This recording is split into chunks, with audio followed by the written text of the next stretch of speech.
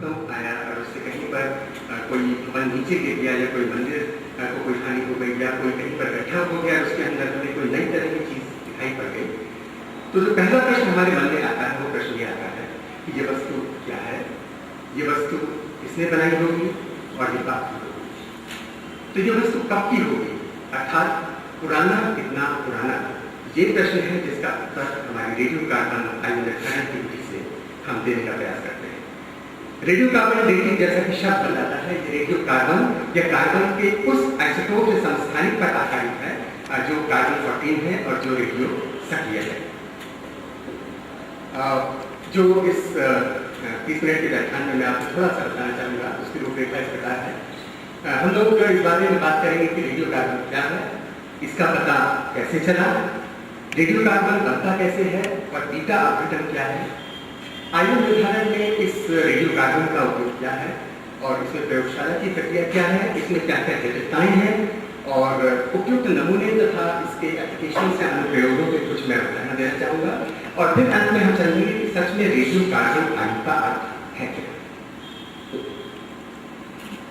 Radio carbon जो है वो कार्बन के 3 समस्थानिकों में से एक है। कार्बन के 3 समस्थानिक या आइसोटोप्स हैं और उनके जो परमाणु भार है, एटॉमिक वेट्स हैं, वो 12, 13 और 14 है।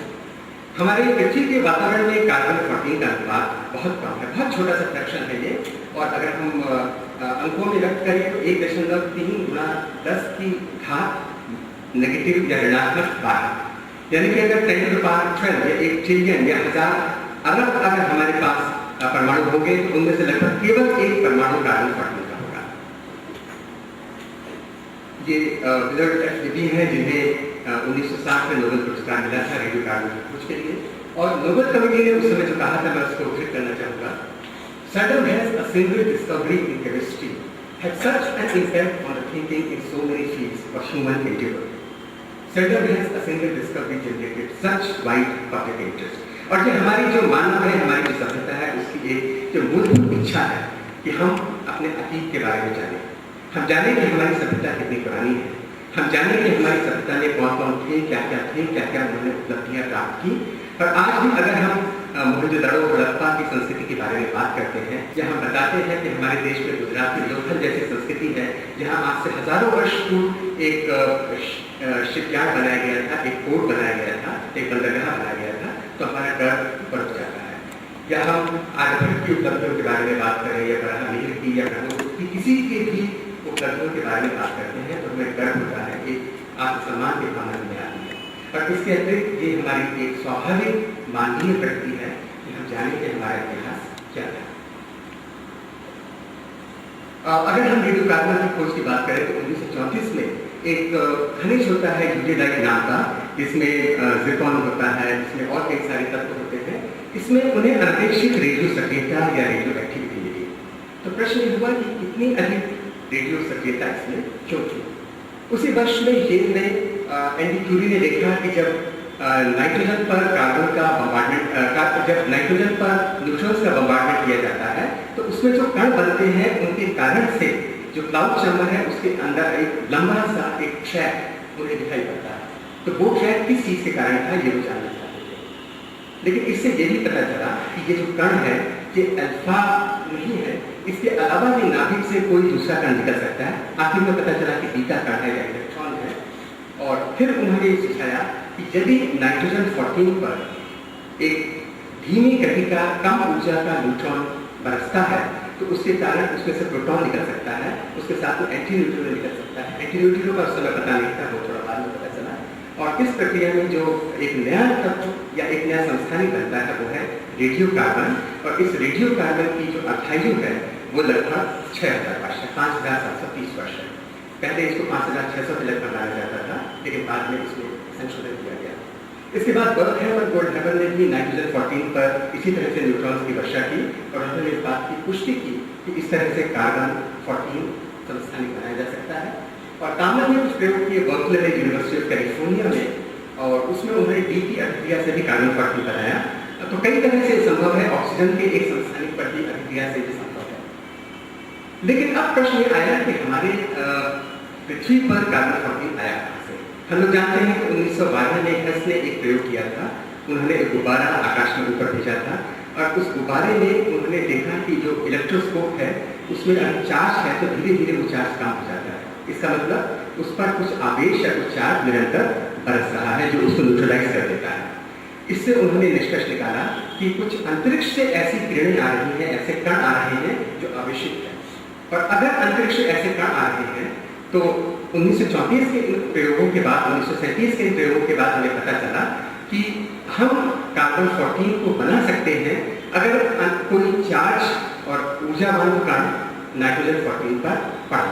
और हमारे पृथ्वी के वातावरण में 78% के लगभग नाइट्रोजन है और उसमें सबसे बड़ी संख्या में क्योंकि नाइट्रोजन 14 है, तो उस पर अगर अंतरिक्ष से आने वाली ये किरणें, अंतरिक्ष से आने वाली, लेकिन अब सवाल यह है कि अंतरिक्ष से आने वाली किरणों में क्या न्यूट्रॉन हो सकता है। इस पर अगर हम सोचें तो अब आप देखिए कि अगर हम सोचें कि अंतरिक्ष किरणों में न्यूट्रॉन होगा जो बम्बार्ड होगा नाइट्रोजन 14 पर और कार्बन 14 बनाएगा, तो संभव नहीं है, क्योंकि 10-12 मिनट की आयु वाला जो न्यूट्रॉन है वो दूर से आने वाली अंतरिक्ष किरणों में बच नहीं सकता। तो क्या ये संभावना है कि सूरज से न्यूट्रॉन्स आ रहे हों, या क्या ये संभावना है कि सूरज से कार्बन 14 आ रहा हो, लेकिन कार्बन 14 की हाफ लाइफ हम जानते हैं 5730 है, तो अंतरिक्ष किरणों में ये नहीं आ रहा जो कि खत्म हो गया होगा।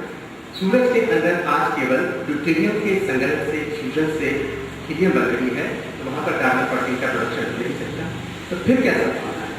जब आगे आने वाली संभावनाओं को सोचा गया तो लोगों ने निष्कर्ष निकाला कि यही संभावना है कि इस कार्बन 14 का जन्म हो रहा है वातावरण में, और ये हो रहा है क्योंकि कार्बन 14 बन रहा है नाइट्रोजन 14 पर न्यूट्रॉन्स के बम्बार्डमेंट से, लेकिन ये न्यूट्रॉन्स जो प्राथमिक या प्राइमरी कॉस्मिक रेस है उनमें नहीं है, लेकिन कॉस्मिक रेस के प्रोटॉन्स जब हमारे वातावरण में उपस्थित परमाणुओं के साथ अभिक्रिया करते हैं तो उस प्रक्रिया में जो न्यूट्रॉन निकलते हैं, वो न्यूट्रॉन जब थोड़ा सा ऊर्जा उनकी कम हो जाती है तो वो धीमे न्यूट्रॉन नाइट्रोजन 14 के साथ अभिक्रिया करते हैं और कार्बन 14 को बनाते हैं।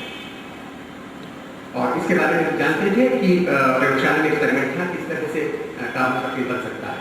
एक और चीज जिससे इसको संबंध मिला वो ये थी कि जब हम वातावरण में ऊपर जाते हैं तो वहां पर लगभग 15 किलोमीटर की ऊंचाई तक तो न्यूट्रॉन बढ़ते हैं, उसके बाद फिर कम होने लगते हैं। इससे भी इस बात को बल मिला कि वातावरण में ही कार्बन 14 का प्रोडक्शन होता है, और 15 किलोमीटर की ऊंचाई करीब वो ऊंचाई है जहां पर आने वाली कॉस्मिक रे इतनी स्लो हो जाती है और इतनी अभिक्रिया कर सकती हैं कि वहां पर न्यूट्रॉन मिल सके और वो न्यूट्रॉन फिर इनके साथ रिएक्ट कर सके। तो इस तरह बहुत सारी चीजों का मिलकर संयोग हुआ और हमें पता चला कि वातावरण में कार्बन 14 का प्रोडक्शन हो सकता है।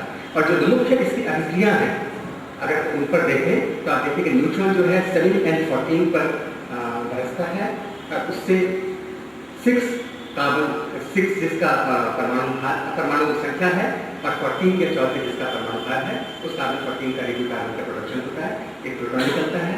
और ये जो प्रक्रिया है इसमें और भी ऊर्जा और दूसरे कारण होंगे, मैं उस पक्ष को अभी छोड़ दूंगा। संक्षेप में हम ये समझेंगे कि मुख्य रूप से हमारे वातावरण में जो मुख्य अभिक्रिया रिस्पॉन्सिबल है कार्बन 14 के उत्पादन के लिए, ये ऊपर वाली अभिक्रिया है नाइट्रोजन 14 पर न्यूट्रॉन्स का बम्बार्डमेंट, और ये कार्बन 14 जो बनता है ये वातावरण में उपस्थित ऑक्सीजन के साथ अभिक्रिया करता है, उससे कार्बन डाइऑक्साइड बन जाता है। और क्योंकि कार्बन डाइऑक्साइड गैस है, ये बहुत जल्दी अपने रेजिडेंस टाइम से कम टाइम में पूरे वातावरण की गैसों के साथ घुल मिल जाती है और ये हमारे वातावरण का एक अंग बन जाता है। लेकिन अब प्रश्न करना आया कि वातावरण में तो ठीक है, ये हमारे पेड़ पौधों में, हमारी हड्डियों में, हमारे सेडिमेंट्स में, हमारे अवसादों में कहाँ से आया? उसका बहुत सीधा सवाल होता है हमारी फूड चेन या हमारी जो भोजन की श्रृंखला है। अगर वातावरण में कार्बन डाइऑक्साइड है तो उस कार्बन डाइऑक्साइड को ट्रांसलेशन की प्रक्रिया में पेड़ पौधे अपने अंदर लेंगे, और चाहे कितना छोटा फ्रैक्शन हो 1.3 × 10⁻12, उस कार्बन डाइऑक्साइड के कार्बन के साथ रेडियो कार्बन वनस्पति के अंदर आ गया। अब जब वो वनस्पति के अंदर आ गया, उस वनस्पति को कहीं जीव जंतुओं ने खाया तो उन जीव जंतुओं के अंदर भी कार्बन 14 पहुंच गया। और पेड़ के मरने के बाद या पेड़ के कटने के बाद या उस वनस्पति के जब मिट्टी में मिल जाने से, मिट्टी में घुल मिल जाने से जो हमारी मिट्टी है उसमें भी रेडियो आ गया, और उस मिट्टी में क्योंकि रेडियो कार्बन आ गया और एक बार पेड़ कट गया। अब देखिए इसमें सबसे महत्वपूर्ण उसी कहना चाहिए, सबसे महत्वपूर्ण बात यह है कि इस रेडियो कार्बन का उपयोग हम आयु निर्धारण के लिए कर कैसे सकते हैं।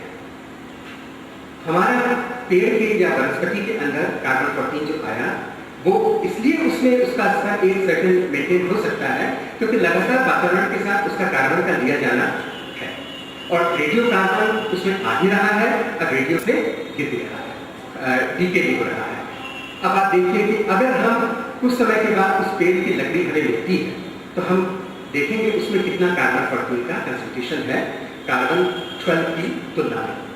इसका आधार क्या है? अगर आप कल्पना कीजिए कि आपके पास कच्चे आम हैं जो संख्या में 16 है, वो 16 आम है तो एक दिन के बाद मान लिया उसमें से आधे आम पक जाते हैं। तो अगर आपको तोड़े हुए बाग से आम एक बास्केट में मिलेंगे, एक कंडिया में मिलेंगे, आप उसमें देखिए अगर आधे आम उसमें से कच्चे हैं आधे आम पक्के हैं तो इसका अर्थ ये हुआ कि एक दिन पहले उन आमों को तोड़ा गया था क्योंकि सारे कच्चे थे। एक दिन अगर हाफ लाइफ है तो एक दिन के बाद वो आधे कच्चे रह गए आधे पक्के रह गए। एक दिन और बीत जाएगा तो बचे हुए कच्चे आमों में से भी आधे आम पक जाएंगे तो अब केवल आपके 4 आम हैं जो कच्चे रह गए, 12 आम पक्के हो गए। एक दिन के बाद इन 4 आमों में से भी आधे यानी 2 आम पक जाएंगे और 3 दिन के बाद केवल 2 आम आपके कच्चे बचे, बाकी 14 आम आपके पक्के बचे। बिल्कुल यही सिद्धांत है रेडियो कार्बन डेटिंग का।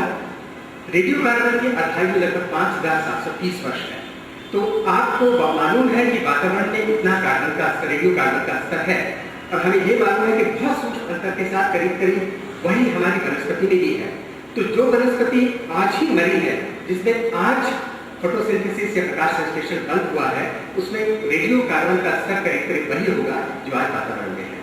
लेकिन 5730 वर्ष के बाद उसी वनस्पति के अवशेषों में हमें रेडियो का कार्बन का स्तर जो है वो आधा मिलेगा।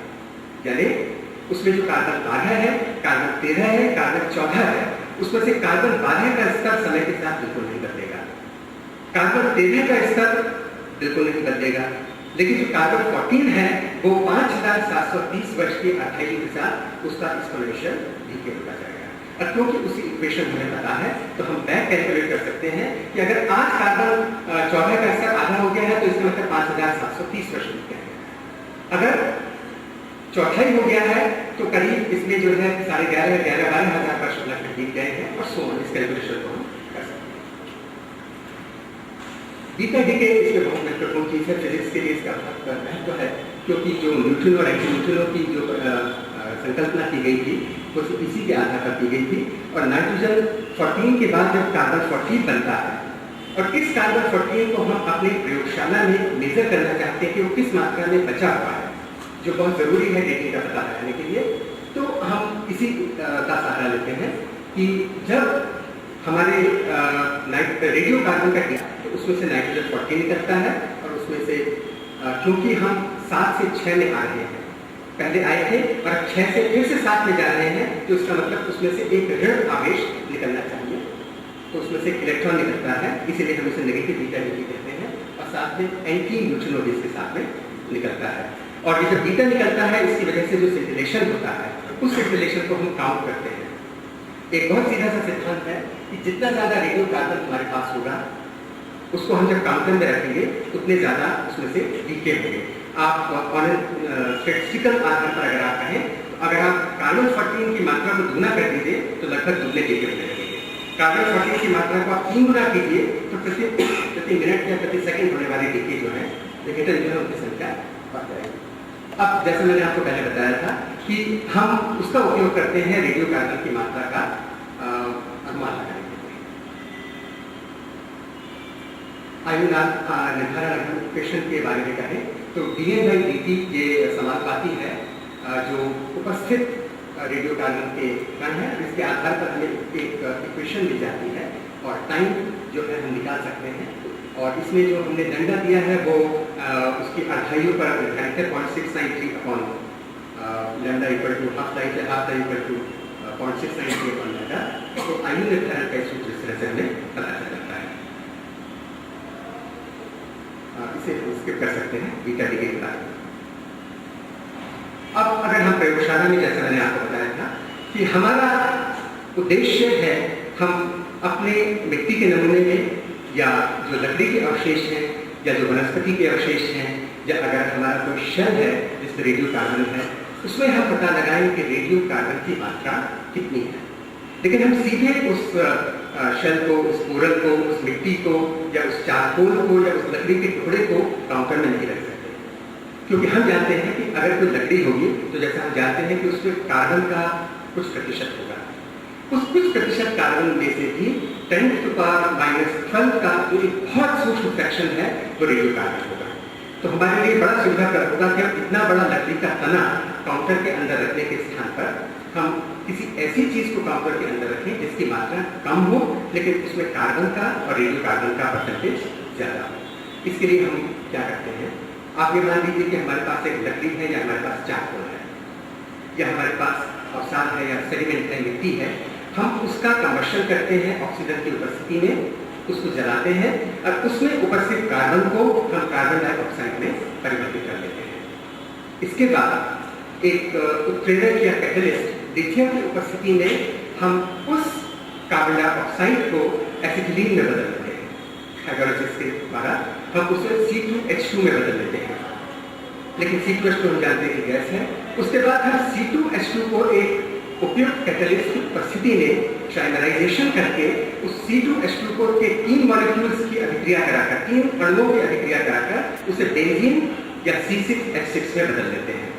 तो अब हमारे पास जो इतना बड़ा लकड़ी का टुकड़ा था, जो इतना सारा सेडिमेंट था, आधा किलो 1 किलो सेडिमेंट था, उस सेडिमेंट को हमने 1 मिलीलीटर से कम बेंजीन में बदल दिया और अब बड़ी आसानी से उस छोटे से बेंजीन के सैंपल को एक साथ 10 से 20 सैंपल हम अपने लिक्विड सेंटिलेशन काउंटर के अंदर रख सकते हैं।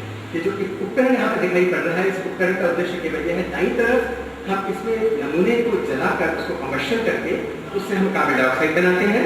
इसके बाद बाईं तरफ एक आपको रिएक्टर दिखाई दे रहा है, रिएक्टर के अंदर हम हाइड्रोलिसिस करके इसको एसिटिलीन में बदल देते हैं और इसके पीछे वाले सिस्टम में हम उस एसिटिलीन का ट्राइमराइजेशन करके उसको बेंजीन में बदल देते हैं। तो हमारा इतना बड़ा नमूना अब एक छोटी सी वायल के अंदर बेंजीन के रूप में आ गया। अब इस बेंजीन को हम रखते हैं काउंटर के अंदर और ये प्रक्रिया जो है हमें वो पहले की है जो हम नमूने को देते हैं, इसको हम अभी स्किप कर सकते हैं और इसको स्किप कर ये हम अभी हमने चर्चा की इसकी। लेकिन अब हमें समझना पड़ेगा कि जब हमने उस नमूने से कार्बन को निकालकर उससे कार्बन डाइऑक्साइड, उससे एसिटिलीन और उससे बेंजीन बना ली और उस बेंजीन में जो उपस्थित रेडियो कार्बन है, उस रेडियो कार्बन की मात्रा कितनी है ये हमें पता लगानी है। और जैसा मैंने कहा कि हम जानते हैं जितना अधिक रेडियो कार्बन उसमें होगा, अब इस बात को भी समझिए, जितना अधिक रेडियो कार्बन होने का मतलब है कि सैंपल उतना नया है, क्योंकि जितना पुराना सैंपल होता जाएगा उसमें रेडियो कार्बन की मात्रा कम होती जाएगी। तो अब हम रेडियो कार्बन का अमाउंट उसमें मेजर कर लेते हैं और हमें रेडियो कार्बन पता है, लेकिन उससे पहले हमें ये चेक करना पड़ेगा कि क्या हमारी जो अवधारणाएं हैं, जो हमारे कुछ एजम्पशन या हाइपोथेसिस है, वो सही है या नहीं। हमने माना है कि रेडियो कार्बन की आयु 5730 वर्ष है, लेकिन क्या इसमें समय के साथ परिवर्तन हो सकता है? क्या इसमें बाह्य कारकों के कारण जो एक्सटर्नल फैक्टर्स हैं, दबाव है या तापमान है, क्या इनके कारण कोई परिवर्तन हो सकता है? तो वैज्ञानिकों ने इसके बारे में प्रयोग किए और उन्होंने निष्कर्ष निकाला कि बाह्य कारकों का इस पर प्रभाव नहीं हो रहा। इसका मतलब कि अगर हमारे पास रेडियो कार्बन है तो उसका जो डीके पर मिनट पर ग्राम ऑफ सैंपल होगा वो हमेशा वही रहेगा, वो परिवर्तन होगा।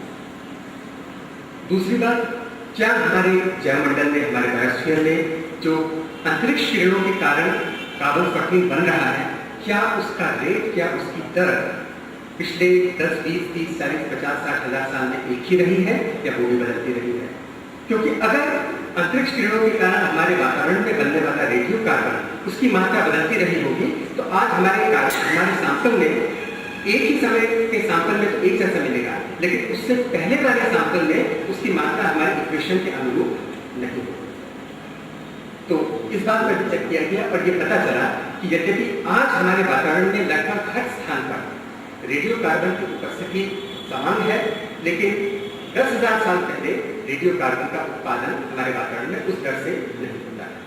इसके लिए बहुत जटिल प्रयोग कुछ किए गए, जैसे ओरल होता है, उनके अंदर layer by layer calcium carbonate जमा होता जाता है। हमारे जो पेड़ों के जो तने हैं उनमें से जिनमें हर साल एक रिंग बनता है, एक वलय बनता है, उस पेड़ बहुत पुराने 600, 800, 1000 और उससे भी पुराने 8000 साल तक के लगभग पेड़ों को लिया गया, उनके तनों को काटा गया और उन तनों में जो वलय बने हुए थे उन वलय में कितना रेडियो कार्बन उपस्थित है इसका पता लगाया गया। इसका मतलब पिछले कई हजार साल में जो रेडियो कार्बन का स्तर है उसके बारे में हमें जानकारी मिलती रही।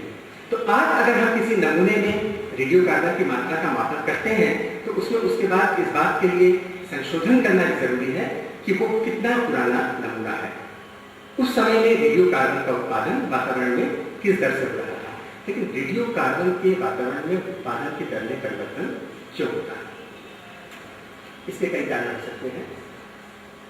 जो अंतरिक्ष किरणें आती हैं, गैलेक्टिक कॉस्मिक रेज जिन्हें हम कहते हैं, उन पर उनके पृथ्वी पर पहुंचने की जो दर है, जो उनके कण है 1.7 माना जाता है, वो औसत दर भी बदलती रहती है समय के साथ। और इसके कई कारण हैं। पहला कारण यह है कि अंतरिक्ष किरणों में मुख्य रूप से प्रोटॉन होते हैं जिनमें आवेश होता है। हमारे पृथ्वी का भी जो चुंबकीय क्षेत्र है, हमारे सूरज का भी चुंबकीय क्षेत्र जिन्हें हम हीलियोस्फीयर कहते हैं, और इन चुंबकीय क्षेत्रों के कारण जब कोई भी आवेशित कण इस चुंबकीय क्षेत्र के अंदर प्रवेश करने का प्रयास करता है तो उसके चार्ज पर निर्भर करते हुए और इस चुंबकीय क्षेत्र की तीव्रता पर निर्भर करते हुए एक सर्टेन एनर्जी से ज्यादा एनर्जी के कण ही हमारे हीलियोस्फीयर के अंदर आ पाएंगे, बाकी नहीं आ पाएंगे। इसका मतलब अगर सूरज की गतिविधि बढ़ गई, सूरज की सक्रियता बढ़ गई, सूरज का और ये हीलियोस्फीयर वाला चुंबकीय क्षेत्र बढ़ गया तो लो एनर्जी वाले गैलेक्टिक कॉस्मिक रेज तक नहीं पहुंचेंगे और पृथ्वी पर बरसने वाले कण बदल जाएंगे। और पृथ्वी पे बरसने वाले गैलेक्टिक कॉस्मिक रेज की अगर प्रोटॉन्स की संख्या बदल जाएगी तो उनकी अभिक्रिया से बनने वाले कार्बन 14 के परमाणुओं की संख्या भी बदल जाएगी। तो इसका मतलब ये हुआ कि हमारी सूरज की गतिविधि से भी इसका थोड़ा संबंध है। तो अगर प्राचीन काल में सूरज की गतिविधि में परिवर्तन हुआ था, जो होते रहे हैं, तो हमारी पृथ्वी पर रेडियो कार्बन का प्रोडक्शन भी प्रभावित होगा। पिछले अगर हम 100-50 साल की बात करें तो 50 साल की तो काफ़ी सारे न्यूक्लियर हमारे एक्सप्लोजन होते रहे हैं, न्यूक्लियर टेस्ट होते रहे, नाभिकीय परीक्षण होते रहे हैं, उनके कारण वातावरण में न्यूट्रॉन, उनके कारण हमारे वातावरण में रेडियो कार्बन बना और वो रेडियो कार्बन पुराने 50 साल की जो वनस्पति है वो सब अपने अंदर दे रही है। केवल यही बात नहीं है, अगर हम देखें कि कहीं पर ज्वालामुखी का विस्फोट होता है तो ज्वालामुखी के विस्फोट में अंदर से निकलने वाला जो कार्बन होगा, चाहे उसमें मीथेन हो, चाहे कार्बन डाइऑक्साइड हो, या कार्बन का कोई दूसरा यौगिक हो, उस कार्बन में रेडियो कार्बन अनुपस्थित होगा। इसका अर्थ ये हुआ कि वातावरण में जो रेडियो कार्बन का स्तर है वो ज्वालामुखी से निकलने वाले कार्बन के कारण डाइल्यूट हो गया, कम हो गया, पहले के मुकाबले कम हो गया। इसके अलावा पिछले 100-200 सालों में हम लगातार लकड़ी और कोयला जलाते रहे हैं। हम जानते हैं कि जो कोयला बना है ये करोड़ों साल पुरानी वनस्पति से बना है और करोड़ों साल पुरानी वनस्पति में रेडियो कार्बन नहीं बच सकता। इसका मतलब हमारी जो औद्योगिक गतिविधि है, जो ऊर्जा उत्पादन के लिए जो हम लकड़ी या कोयला जला रहे हैं, पुरानी लकड़ी या कोयला, उसके कारण से भी हमारे वातावरण में रेडियो कार्बन के स्तर में परिवर्तन हो रहा है। इसका मतलब जो हम बहुत प्रसन्न थे कि हम केवल लैम्डा यानी या कहें कि हम कार्बन 14 के हाफ लाइफ आधार पर और वातावरण में मापी गई रेडियो कार्बन की जो कंसंट्रेशन है, जो सघनता है, उसके आधार पर हम किसी भी नमूने की आयु निकाल सकते थे सही, वो हमारी अवधारणा में थोड़ी से संशोधन की जरूरत है। तो इसके लिए जो हम पता लगाते हैं कि उसमें कितना रेडियो कार्बन है, उसके आधार पर हम उसकी जो आयु की गणना करते हैं, उस आयु की गणना में भी हम संशोधन करते हैं। और जो मैंने फैक्टर्स बताए औद्योगिक गतिविधि के हैं, और यही कारण है कि जब हम स्टैंडर्ड इसके लिए कोई एक मानक लेते हैं रेडियो कार्बन गतिविधि के लिए, तो हम सन 1890 की लकड़ी को लेते हैं, क्योंकि उस समय तक न्यूक्लियर बॉम्ब्स नहीं थे। उस समय औद्योगिक गतिविधि आज के मुकाबले में काफी कम थी और उसके आधार पर हम एक स्टैंडर्ड बनाते हैं। तो पुराने बहुत सैंपल हैं, उनके आधार पर इसको करते हैं।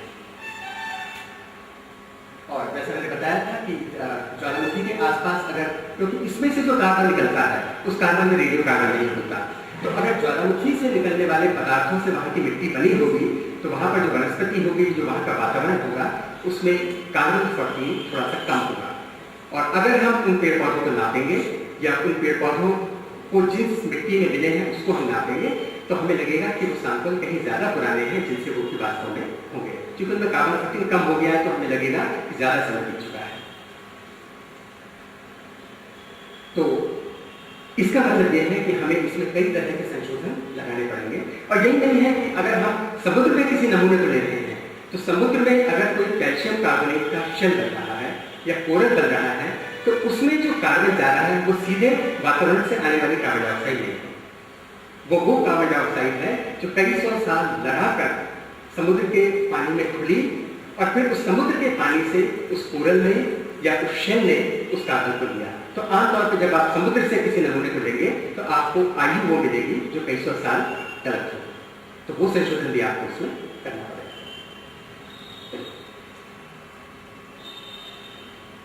अब इसको शुरू कर सकते हैं। ये देखिए, ये कोरल का एक नमूना है जो हम वहां से निकालने जा रहे हैं। अच्छा, मैं कार्बन डेटिंग के आधार पर का उपयोग करके बहुत बड़ी रेंज है नमूनों की जो हम बांट सकते हैं, जिनकी हम आयु निकाल सकते हैं। इनमें चारकोल है, इनमें लकड़ी है, इनमें कपड़ा है, इनमें सेडिमेंट्स हैं, इसमें शेल्स हैं, इनमें जैसे कोरल है। और यही नहीं, अगर कहीं पर किसी बर्फ में हमें कार्बन मिलता है तो उस कार्बन को भी हम माप सकते हैं, लेकिन उसके लिए तरीका जो है वो थोड़ा सा ज़्यादा सेंसिटिव तरीका अपनाना पड़ेगा। अगर हम इसके उपयोग की बात करें तो हमारे देश में जितने आर्कियोलॉजिकल या पुरातत्व के महत्व के सैंपल्स मिलते हैं उनका आयु निर्धारण हमारे लखनऊ की बीबलसाही संस्थान की इस प्रयोगशाला में होता है, क्योंकि उनको वहाँ पर टायर चारकोल मिलता है, उनको वहाँ पर लकड़ी मिलती है। अगर कोई पुराना मकान है और उसमें लकड़ी की चौखट है तो हम उस लकड़ी की चौखट में रेडियो कार्बन का मापन करके ये पता लगा सकते हैं कि वो लकड़ी की चौखट 400 साल पुरानी है, 600 साल पुरानी है, 800 साल पुरानी है।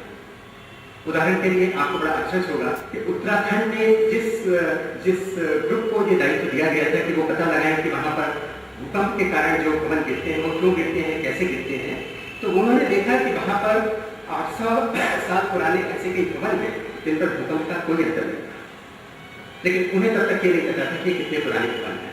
वो जानना चाहते थे कि जो कोठी बना संरचना या स्ट्रक्चर वहाँ पर मकानों का बनाया जाता है तो वो मकान अभी तक इंटैक्ट है, अभी तक गिरे नहीं इतने भूकंपों के बाद भी, तो ऐसा क्यों है और वो कितने पुराने हैं। तो हमने इसका पता लगाया कि करीब 800 साल पुराने वो मकान हैं और आज तक वो मकान इस तरह से खड़े हैं क्योंकि उनके स्ट्रक्चर्स में कुछ खूबियाँ, लकड़ी का बहुत उपयोग किया गया है, उनके आधार पर एक प्लेटफॉर्म बनाया गया है, लकड़ी के शेफ्टीज जो लगाए गए हैं एक विशेष तरीके से लगाए गए हैं कि जब भूकंप आता है, जैसे डॉक्टर मोहंती ने बताया था, वो पूरा का पूरा भवन इस तरह से कंपन करता है, लेकिन इतना वो जुड़ा हुआ स्ट्रक्चर नहीं है कि हर एक देखो स्वतंत्र रूप से भी थोड़ा कंपन न कर सके, तो वो मकान गिरते हैं।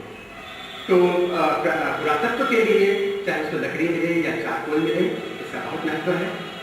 अगर हम पूरा जलवायु के बारे में जानना चाहते हैं उसमें भी हमारे प्रयोगशाला में शोध की जाती है।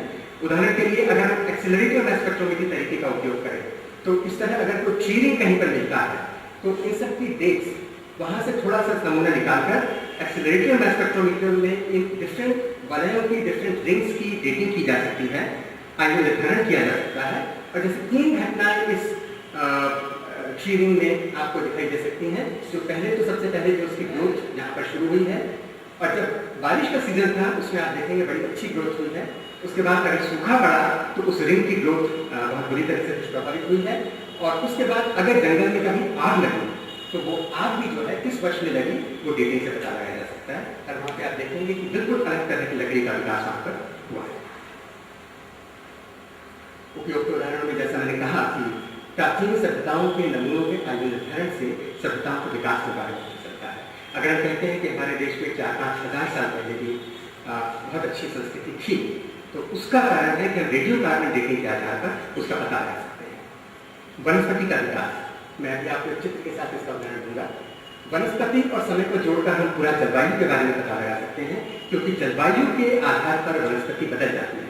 अगर आप किसी पहाड़ पर जाएं तो आप जैसे ऊपर चलते चले जाएंगे आप देखेंगे वहां पर चीड़, फल और इस तरह की वनस्पति बढ़ती जाएगी जो ठंडे जलवायु में होती है। लेकिन अगर आप वहां की मिट्टी खोद के निकालेंगे तो आप देखेंगे कि अलग अलग समय की जो मिट्टी होगी उसमें अलग अलग तरह की वनस्पति मिल सकती है क्योंकि समय के साथ वहां की जलवायु में भी परिवर्तन होता है।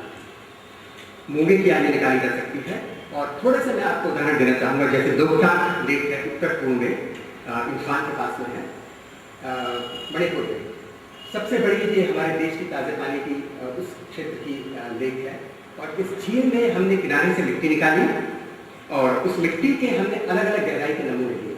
जैसे ये वहाँ पर एक ट्रेंच खोदी, उसमें से अलग अलग गहराई के नमूने लिए, उनकी रेडियो कार्बन फाइल निकाली, और वहीं पर जो पूरा परागाणु या पॉलन ग्रेन्स वहाँ पर पुराने थे, उन पॉलन ग्रेन्स को हमारे बॉटनी शास्त्र ने उसका अध्ययन किया और उन्होंने पता लगाया कि ये किस वनस्पति के हैं। और उससे हमें ये पता चला कि अलग अलग गहराई जिस समय की है, उस समय में उस स्थान पर किस तरह की वनस्पति होती थी। ये 2009 का हमारा परिणाम है जो परिवर्तन से प्रकाशित हुआ। अभी करीब 1 वर्ष पहले हमने सहारनपुर जिले में देहरादून को जहाँ रास्ता मुड़ता है उसके पास में गाँव है खजनावा, वहाँ पर एक आर्कियोलॉजिकल साइट ढूंढी गई थी, और वहाँ पर आप देख सकते हैं कि नीचे और ऊपर ईंटों की 2 परतें दिखाई पड़ रही हैं। तो हमने नीचे वाली परत थी, वहाँ का रेडियो कार्बन आयन निर्धारण किया। जो ऊपर वाली परत थी, वहाँ पर जो चारकोल मिला उसके आधार पर वहाँ का आयन निर्धारण किया। तो अब प्रश्न ये आया कि जो नीचे एक सभ्यता थी, उसके बाद बीच का जो हिस्सा है वो ऐसा क्यों है कि वहाँ पर सभ्यता छोड़कर चली गई। फिर वहाँ पर हमारे जो फिजिसिस्ट साथी थे, उन्होंने वहाँ के पुराने रिकॉर्ड्स को देखा और ये पता चला कि इस क्षेत्र में भूकंप आना कोई असामान्य बात नहीं है। भूकंप वहाँ पे आते रहे हैं, और जो पुराने रिकॉर्ड्स थे और आसपास में जो फॉल्ट्स वगैरह मिले, उनके आधार पर हमने निष्कर्ष निकाला कि पहले वहाँ पर सभ्यता थी, जो करीब अब से 2500 वर्ष पुरानी बात है। उसके बाद वहाँ पर भूकंप आया, जिसकी वजह से वहाँ की सभ्यता समाप्त हो गई। उसके बाद 600 वर्ष तक वहाँ पर कोई आबादी नहीं थी, और उसके 600 वर्ष के एक अंतराल के बाद फिर वहाँ पर एक सभ्यता आई और उन्होंने नई सभ्यता स्थापित की, नए स्ट्रक्चर्स बनाए, नए मकान बनाए। अगर इस जगह पर आप कभी जाएंगे तो वहाँ पे आपको टूटे हुए और दबे हुए बर्तन मिलेंगे, आपको वहाँ पर जली हुई लकड़ी, चाकू मिलेगा, और वहाँ पे आपको उस तरह की ईंटें मिलेंगी। इसी तरह जो मूंगा या कोरल होता है, उसमें भी जैसे जैसे उसकी लेयर जमा होती जाती है, वो लेयर अलग अलग पहचानी जा सकती है।